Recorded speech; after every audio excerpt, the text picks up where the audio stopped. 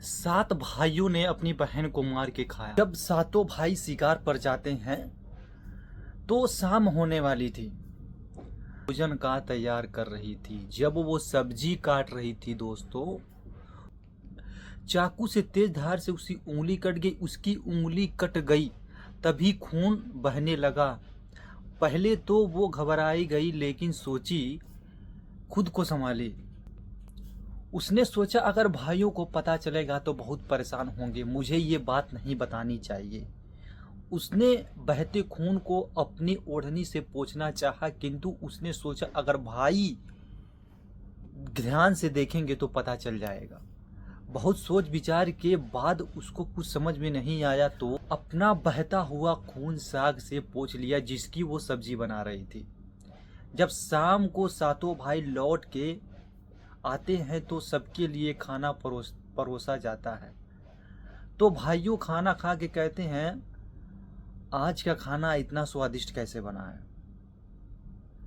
भाई खाना खाते खाते जब खाना खत्म हो गया तो अपनी उंगली तक चाटने लगे। बोले, बहन आज की साग में इतना अच्छा कैसे बनाई थी। बहन ने उनकी तारीफ सुनकर भी मुस्कुरा उठी और बोली, चलो कम से कम मेरे भाइयों ने मेरी तारीफ तो की। लेकिन दोस्तों, बात यही नहीं खत्म हुई। तो वो लोग सुबह शिकार को गए तो इसी बात पे बात छिड़ गई कि कल बहन जो ने है साग बनाया था, इतना स्वादिष्ट बनाया था कि इससे अच्छा कभी नहीं बनाया। इसी बात पर चर्चा होने लगी। बहन की बात, ऐसा क्या डाली थी उसने कि स्वाद इतना अच्छा था। सातों भाइयों ने तय किया कि आज पूछेंगे तो पता चलेगा, बहन से पूछेंगे तो पता चलेगा। तो बड़ा भाई आके घर पूछता है, बहन तूने कल साग में ऐसा क्या डाली थी कि स्वाद इतना अनोखा था। तो बहन ने बात को टालने की सोची। फिर बड़े भाई ने बार बार पूछा तो बहन ने बता दिया कि मेरी एक उंगली कट गई थी तो उसने अपना बहता हुआ खून उसी साग में मिला दिया था। जैसे कि बात छह भाइयों के उनके चेहरे की भाव ही बदल गए। जब सातों भाइयों एक साथ बैठे थे तो एक भाई ने, बड़े भाई ने बहन के लगा पूछने की, खून की चंद बूंदें इतनी स्वादिष्ट थी तो उसकी मांस कितना स्वादिष्ट होगा। तो सभी भाइयों ने बोला कि बहन का मांस बहुत स्वादिष्ट होगा।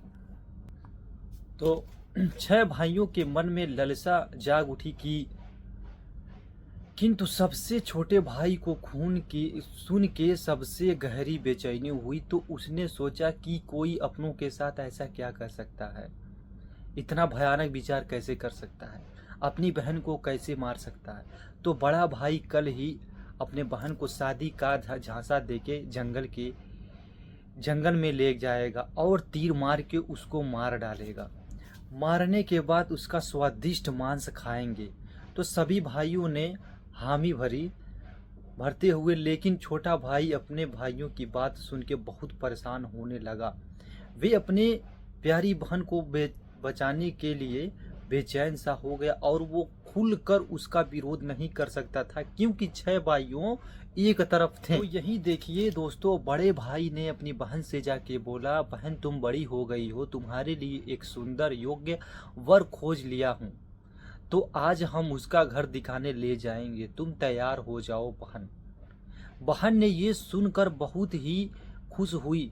आखिरकार वो भी अपना घर परिवार बसाने की सोची रही। तो वो फिर तैयार हुई और अपने भाइयों के साथ चल पड़ी। रास्ते भर बहन खुश थे। फिर इतना दूर तक चलने के बाद थक चुकी थी। तब उसने बड़े भाई से पूछा, भैया मेरा ससुराल कितना दूर है। तो बड़ा भाई मुस्कुराया और सामने की तरफ इशारा करते हुए बोला, देखो वो रहा तुम्हारा ससुराल, वो रहा तुम्हारा ससुराल, वहाँ तुम रानी की तरह राज करोगी। बहन ने ये सुनकर बहुत खुशी हुई और आगे बढ़ने लगी। थोड़ा आगे ही बढ़ी थी तो अचानक सभी भाइयों ने मिलके पकड़ लिया उसको, बहन को। अब पकड़ने के बाद दोस्तों, उसी समय जो है भाइयों ने उसको पेड़ से बांध दिया।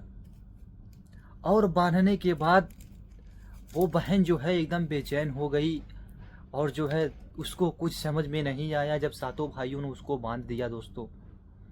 तो अब उसके बाद उसका क्या हाल करने वाले हैं सब, कैसे मारने वाले हैं सब उसको, आप लोग अगर नेक्स्ट वीडियो चाहते हैं तो हमारे फेसबुक पेज को फॉलो कीजिए, हमारे यूट्यूब चैनल को सब्सक्राइब कीजिए, इंस्टाग्राम पे देख रहे हैं तो फॉलो कर दीजिए। और दोस्तों अगर ये आपको वीडियो चाहिए तो आप कमेंट में पार्ट 2 लिख के भेज दीजिए, हम ये वीडियो आपके लिए बना देंगे। तब तक के लिए धन्यवाद।